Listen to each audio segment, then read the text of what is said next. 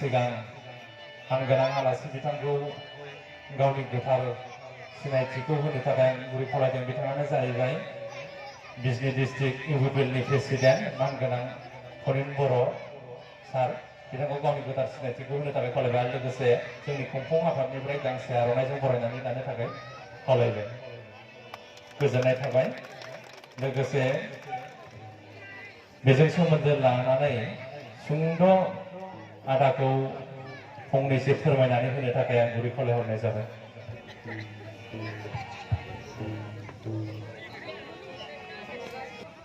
सतलावगाव रैसुमै आफाद बे आफादनि बानजायनायाव रंजालि बैसागु फोरबो फालिनाय, बे फोरबो फालिनायनि हाबाफारि गेवलां बैसागु मोसानाय बा दिन्थिलांनाय, बिनि लांगोना बेखेवनाय, बे लांगोना बेखेवनायाव बाहागो लानो हानाय खुंफुं आफादनि बा रैसुमै आफादनि आफादगिरि गाहाय नेहाथारिजों लोगोसे बिबानगिरि नोंथांमोन, गामिनि बैसोगोरा आइ आफा नोंथांमोन, फोरोंगिरि सानसुमै नोंथांमोन, उन्दै उन्दै फरायसा फंबाय बिनानावमोन आरो बर'नि सासे थुनलाइगिरि आदा अरन साफ्रोमबो बैसागुखौ मोजां मोनग्रा आइ आफा बिदा फंबाय बिब' बिनानाव नोंथांमोन, गोबावैब्लाबो बैसागनि दिनै 14 ना 15 जाबाय, 16 जाबाय। बैसागु बोथोरनि आंनिख्रुइ बैसोआव देरसिनफोरनो खुलुमनायखौ हरबाय। बैसागु बोथोरनि आंजों समान बैसोनिफोरनो गाहाम हामलायनायखौ हरबाय। बैसागु बोथोरनि आंनिख्रुइ बैसोआव दुइसिनफोरनो अननाय मोजां मोननायखौ बावहरबाय। आं दाखालि बबेबा मोनसे गामिनि बैसागु बेखेवनायावबो बुंदों, सतलावगावआ दरसे फिसा बर' गामि। आं सानदोंमोन 30-35ताल' न'खर दङ, दा सोंनानै मोनबाय 60तासो न'खर दङ। थेवबो सुबुं अनजिमाया एसे खम। बे फिसा गामियाव नोंथांमोना सिगांनिफ्रायनो बे बैसागुखौ हमथानानै लाखिबोदों। गेजेर गेजेर बैसागु फोरबो फालिनाया थाबथादों, देग्लाय नोंथांमोना खुंफिनदों। मोसानाय, मेथाइ खननाय, बैसागु बादायलायनाय, बैसागु हान्जा बेयो नोंथांमोननि गामियाव दङ। हारसाफोरनि गेजेराव थानायखौ नायनानै, गामि फिसाखौ नायनानै थाथावना बायदि मोनोमोन। थेवबो नोंथांमोना बर'नि हारिमुखौ हमथानानै लाखिदों आरो दिनै नोंथांमोना आंखौ बे बैसागु दिन्थिनायनि लांगोनाखौ बेखेवनो खाबु होबाय। बेनि थाखाय नोंथांमोननो साबायखरखौ होयो। जों बिजाबाव फरायनानै मोनदों, जोंनि बे ओनसोलाव गंगारफोरा खाजोना खांफैयोमोन। जोंनि बे ओनसोला भुटान राजानि सिङावमोन, गंगार राजानि सिङावमोन। खाजोना खांनानै मोननाय माइ माइरं थाखा फैसाफोरखौ बानलांनांगौ सासे बर' सेंग्राया। मेल जायोनो मिटिंआव सासे सख्ल' बख्ल' बर' सेंग्रा बासिनांगौ आरो बियो बिबान मोननाय लोगो लोगो माइ माइरं खांनानै मोननायखौ भुटान राजानिसिम बानलांनांगौ। थांखिया जानायनि उनाव बियो गाबबाबो गवा, आं थाङा होनबाबो गवा, साजा मोनगोन, साबुतजों बुगोन, जोबनायाव बियो राजि जानांगोन।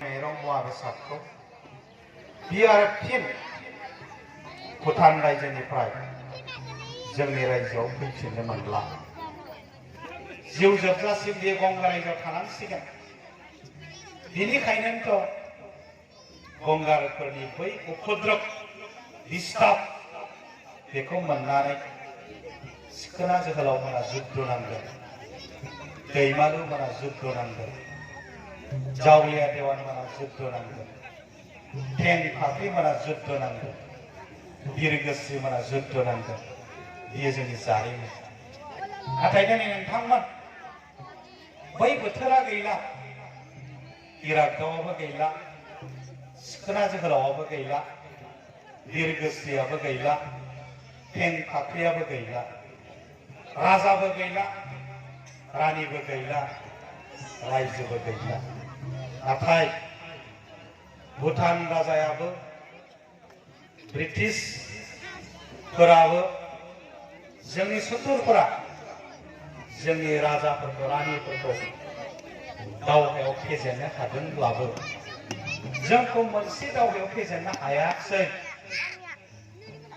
आरो बेनो जोंखौ दिनै सिनायथि होगासिनो दङ नोंसोर बर'मोन होननानै बेयो जाबाय जोंनि हारिमु आरो बे बैसागु मोसानाया बे बैसागु रंजानाया जोंनि हारिमुनि एंगारनो हायै आरो हारिमुजों गोथौ सोमोन्दो थानाय मोनसे आयदा दिनै बोथोरजों गोरोबनानै बोथोरजों खाब जानानै बयनिबो गोसोआ रंजानो मेथाइ खननो मोसानो गोसो जायो बे बोथोराव खायसे खाम दामदों खामनि देंखो रिंदों बे खामखौ सावन मासाव दामबाथ' जानाय नङा नोंबो मोसानाय नङा आंबो रंजानाय नङा बे बोथोरावसो सिफुंनि देंखो रिंदों बे सिफुंनि देंखोखौ माग मासाव दामोबा नोंबो मोसानाय नङा आंबो रंजानाय नङा बे बोथोरावसो सेरजानि देंखोआ रिंदों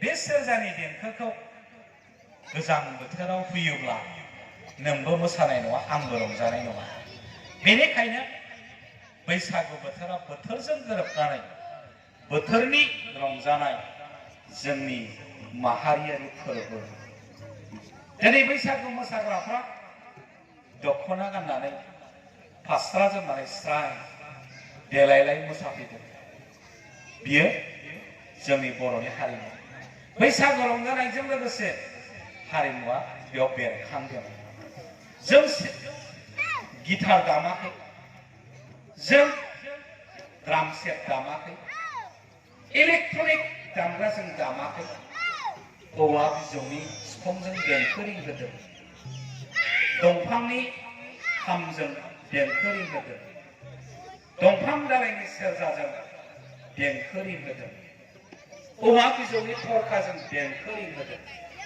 बेयो जोंनि बैसागु बोथोरजों हारिमुजों गोरोबनाय देंखो बेनिखायनो जेसे दिन बैसागुआ थागोन जोंनि बर' हारिमुआ थांना थागोन जेसे दिन जोंनि बर' हारिमुआ थांना थागोन एसे दिन जोंखौ बर' होननानै सिनायनो हागोन राजा गैयाब्लाबो रायजो गैयाब्लाबो रानि गैयाब्लाबो हादोर गैयाब्लाबो जोंनि हारिमुआनो जोंनि बैसागुआनो जोंखौ सिनायथि होबाय थागोन बेनिखायनो दिनै लोब लोब बर' मानसिफ्रा बैसागु बोथोराव बैसागु रंजानो फैदों गोलाव बुंला बयनिसिमबो बोसोर गोदाननि गाहाम हामलायनायखौ हरबावबाय बयबो गोसो होसार रंजा मोसा मानोना मेथाइयावनो दंखायो ब्रा ब्रा थांथारमारबाय फैफिन नों फैगौ बोसोराव फैफिन थांजानो लुबैया रावबो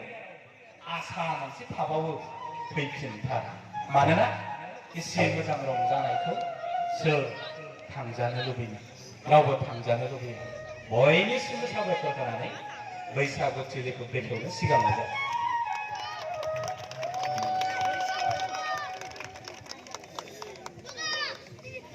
सारनिसिम रोजा रोजा साबायखर बावबाय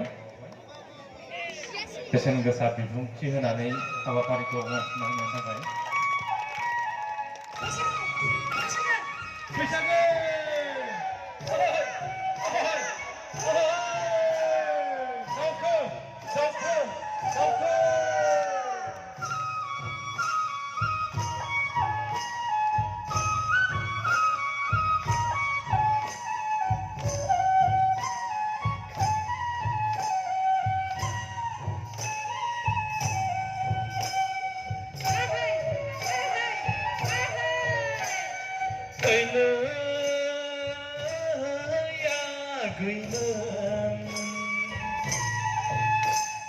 जोंनि गामिनिलाय बिबारि मोनबारि आसागि बैसागि गोलामोन फै मोसानानै गोदान बोसोरनि रंजालि बैसागु गाजा गोमजायैनो बरायदिनि फै मोसानानै गोदान बोसोरनि रंजालि बैसागु गाजा गोमजायैनो बरायदिनि